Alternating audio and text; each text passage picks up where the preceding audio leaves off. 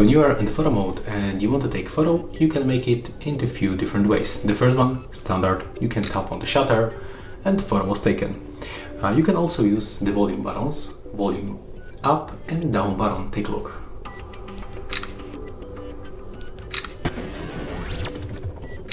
You can also drag this shutter to the left side, for example, and then use it. So when you cannot reach this shutter, you can drag this one wherever you want and also use it. You can also take photos by using your own voice. So to enable this option, you have to go for the settings, you have to go for the sharing methods and enable this option, voice comments. Right now, you can say smile and the photo was taken. The list of the voice comments you will find right here below. That's smile, cheese, capture, shot, or you can record the videos by saying record video. You can also use the zoom feature by pinching the screen with your fingers. You can use this presets right here, but honestly I have the better way how to use it, and it will be looks definitely better on the video. And also today we're going to take a look at the S22 Ultra versus the iPhone 13 Pro Max. I'm going to focus a lot on my photo and camera experience in this video, but I also want to go over some of the key differences between these two devices. Both these phones have beautiful OLED displays, especially when looking at them side by side like this. Both look great, but with the S22 Ultra, we do have that more clean, bezel-less look with the rounded display. Those bezels are less prominent. They're also smaller than the ones on the iPhone 13 Pro Max, and also with that hole punch display is hole punch versus notch on here. It is a preference thing, but the hole punch does take up less room, especially when you're viewing things on your phone. There's also a few more bonus features on here, like an in-display fingerprint scanner, a 240 Hz touch sampling rate for gaming, and always on display. And as you'll see throughout this video, that's kind of the theme between these two phones.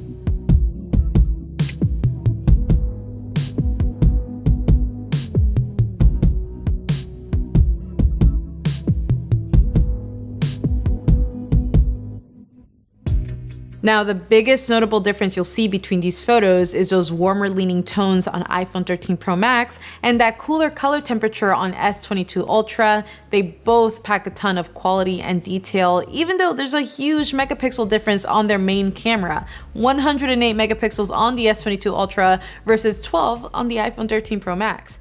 But don't let those numbers fool you, my friend. So right now we're at the Samsung Game Center and we have 57%. So let's just see how long this can last. And let's start with Genshin Impact.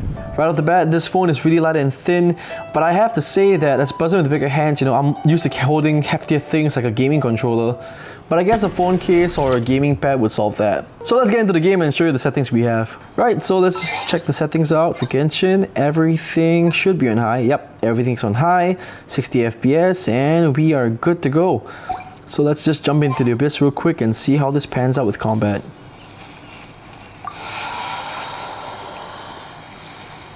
So let's take a closer look at Jean. You can see the shaders are working, you know, the light's reflecting off the metal pieces of her cape. You know, her eyes are glistening, and yeah, she looks really good here. So let's just see how this pans out in combat.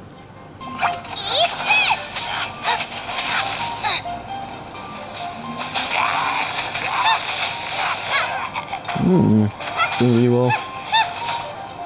Right, so Call Mobile looking up right now. It's a handsome looking game and Ghost is a handsome man. Let's check the settings real quick. Graphics and graphic quality is at very high. Frame rates at the max. Battle Royale. Now let's just blow out the multiplayer. It's the easiest. Depth of field, anti-aliasing, blue, ragdoll, everything is going to be on. And let's just get into a game. Alright, let's jump in and get some frags. Where are they at? Enemy inside! Oh. Grenade! Oh boy.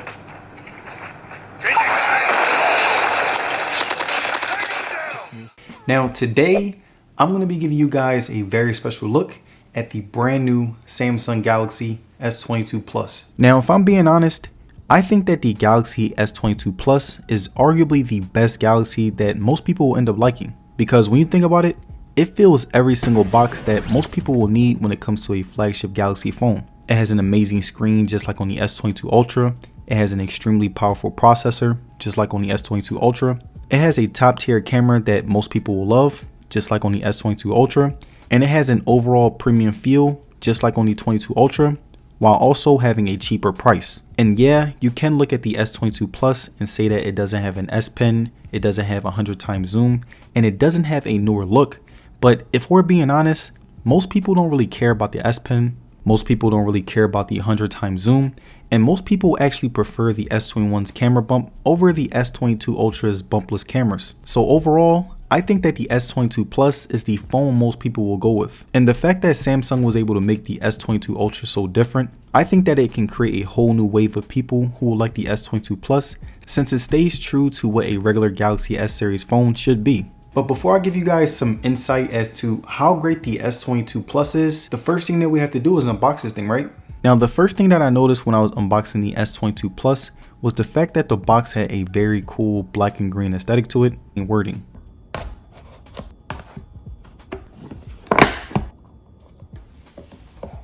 Now, the first thing that we see when we open the box is the S22 Plus itself. And one thing that I must say that I already love about this phone. Once a Note user, always a Note user. And the reason I make this statement is simply because the Galaxy Note series has created a fan base of loyalists. So much so that when Samsung tried to cancel the Note, it forced an uproar, bringing Samsung to replace the S Ultra series with the Note. Let's be clear, this is a Galaxy Note under the S Ultra title. Call it what you want, but this is a Note. Today's video is being brought to you in partnership with Epidemic Sound. If you create content online, social media, wherever, and you need proper licensing for music, whether personal or commercial use, hit up Epidemic Sound via the link I have down in the description below for a 30-day free trial. All right, let's get the petty cons out of the way.